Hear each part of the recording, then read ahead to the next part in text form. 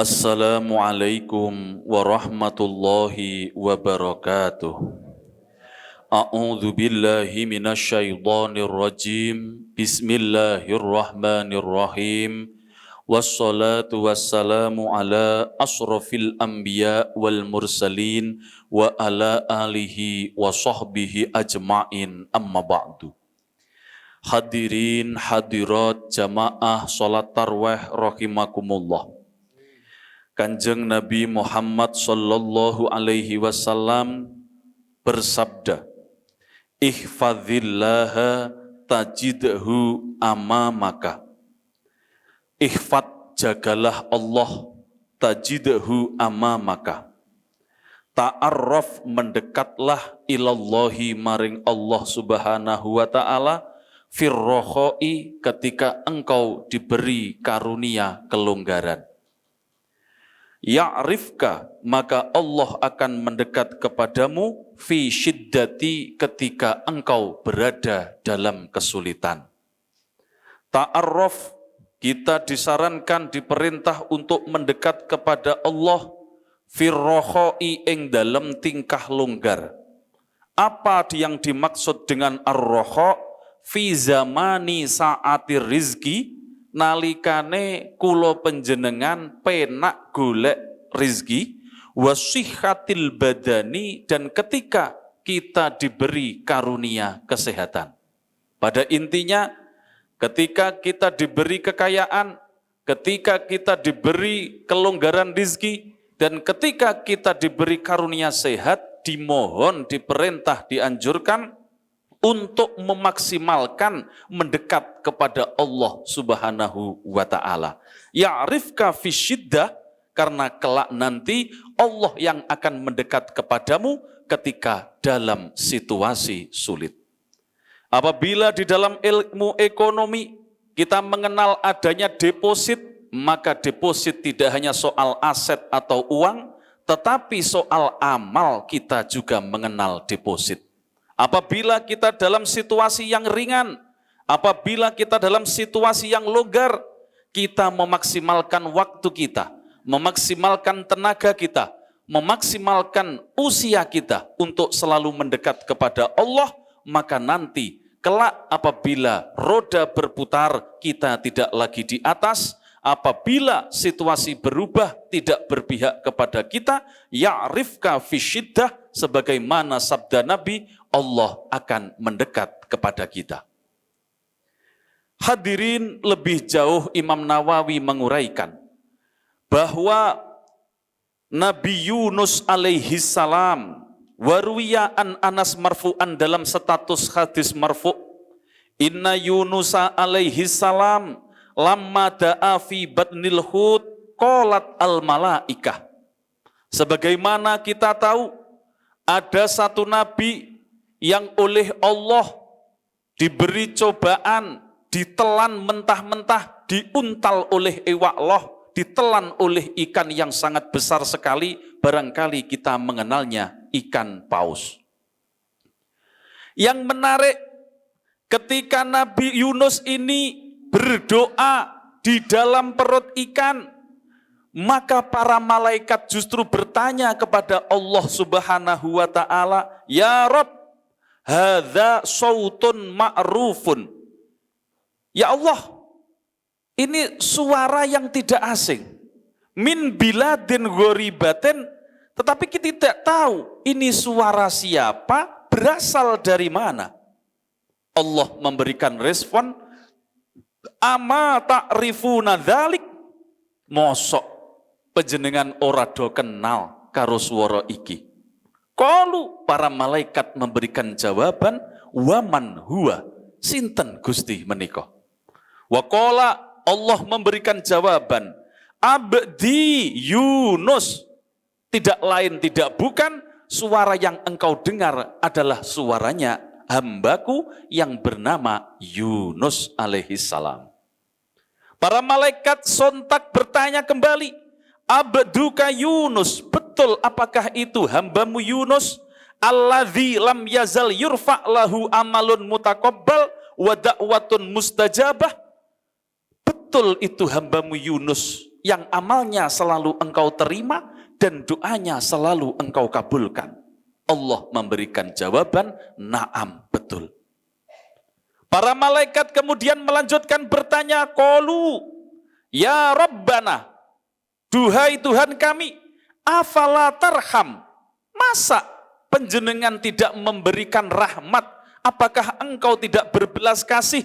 Man kana yasna fi khalir roha, kepada orang yang selalu berbuat baik ketika dalam situasi longgar. Fatung jihi minal bala, apakah engkau tidak menyelamatkan dari mara bahaya? Allah memberikan respon, qala bala, pasti aku beri rahmat dan pasti aku beri keselamatan.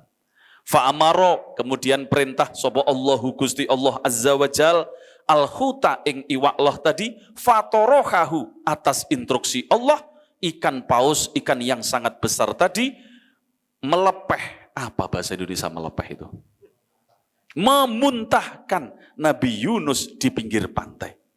Yang menarik adalah Bapak Ibu, Nabi Yunus alaihi salam ketika berada di kedalaman laut, ketika berada di dalam perut ikan, mengalami situasi yang luar biasa sulit. Digambarkan Nabi Yunus berada dalam 3 kegelapan. 1, kegelapan perut ikan. 2, kegelapan malam. 3, kegelapan dasar lautan. Umpama orang terkena masalah, tangeh lamun bagaimana keluar dari situasi sulit tersebut.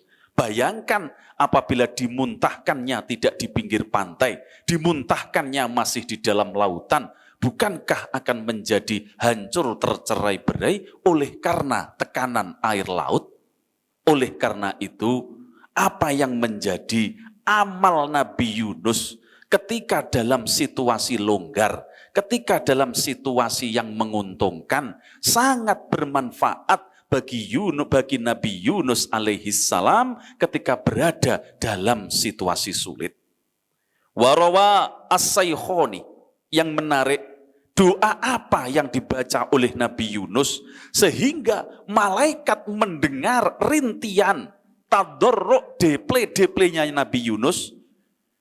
Imam Bukhari Muslim meriwayatkan, dakwatu dhinnun idda'a biha wa huwa fi batnil hut. Di antara doa yang dibaca oleh Nabi Yunus tatkala berada di dalam perut ikan, la ilaha illa anta subhanaka inni kuntu minadz zalimin. Kanjeng Nabi Muhammad memberikan isyarat, lam yadro biha rajulun muslimun fi syai'in qad illa istajaballahu lah. Apabila ada seorang muslim berdoa sebagaimana doanya Nabi Yunus alaihi salam, illa istajaballahu lahu, tidak ada lain kecuali doanya dikabulkan. Wa fi riwayat Al-Hakim, dalam riwayat yang lain Imam Al-Hakim memberikan uraian, inna man da'a biha fi maradihi arba'ina marrah. Bila ada orang yang sakit, dalam satu hari membaca doa ini 40 kali, famata fi maradihi, kok kemudian mati dalam sakitnya itu, u'tiya ajra syahid, diberi karunia pahalanya orang yang syahid. Wa in baro'a, apabila diberi karunia sembuh, baro'a maghfuron lah, diberi kesembuhan dalam keadaan dosa yang diampuni. Lalu apa rahasianya? Sehingga Nabi Yunus mendapatkan rahmat belas kasih Allah. Sehingga Nabi Muhammad menjelaskan siapa yang berdoa sebagaimana doa Nabi Yunus ini, maka dikabulkan doanya. Tidak lain dan tidak bukan adalah merasa berdosa. La ilaha illa anta. Unsur pertama, ketuhanan, mengesahkan Allah. Tidak ada Tuhan selain Allah. Betapa banyak orang zaman ini, meskipun beliau nampak taat, meskipun orang itu tampak betul-betul mengamalkan ajaran Islam, masih menuhankan jabatannya, masih menuhankan asetnya, masih menuhankan relasinya. Unsur kedua, ini kuntu minadz-dzalimin, merasa bersalah di hadapan Allah. Sesuatu yang sangat sulit sekali. Maka dari itu, ketika Nabi Musa bertanya kepada Allah, "Ya Allah, apabila ada orang yang ahli sholat, apabila ada orang yang ahli puasa, apabila ada orang yang ahli jihad, kemudian berdoa memohon kepadamu, apa tanggapan atau responmu ya Allah?" Allah memberikan jawaban, "Aqulu labbaik." Aku menjawab labbaik. Bahasa Indonesianya, aku ACC permohonanmu. Nabi Musa melanjutkan pertanyaan, "Ya Rob, idza da'aka al-asi." Namun bagaimana apabila ada orang yang ahli maksiat berdoa kepadamu? Apa respon panjenengan ya Allah? Aqulu labbaik, labbaik, labbaik thalatha marrah. Nabi Musa tentu saja sebagai seorang nabi yang kritis mengajukan pertanyaan balik.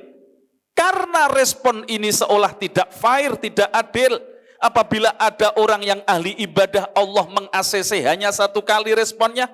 Tetapi ketika ada orang yang ahli maksiat kok justru direspon 3 kali berturut-turut. Labbaik, labbaik, labbaik. Yang menarik adalah respon jawaban Allah atas pertanyaan Nabi Musa. Li'annahu i'tamada ala karomi. Karena orang yang ahli maksiat ketika berdoa memohon kepadaku, i'tamada ala karomi. Cecekelan, apa bahasa Indonesia cecekelan itu? Berpegangan pada sifat kedermawananku. Wa ghairuhu i'tamada ala amalih, adapun yang lain berpegangan atas amalnya. Dalam kesimpulan, seringkali kita beribadah kepada Allah, menjadikan ibadah kita sebagai garansi atas permohonan kita. Duh Gusti, saya itu sudah sholat duha, tapi kok panggah mboten nyekelan duit. Duh Gusti, saya sudah baca waqiah, tetapi ekonomi saya kok tidak membaik. Berarti kita menjadikan ibadah kita sebagai garansi atas permohonan kita.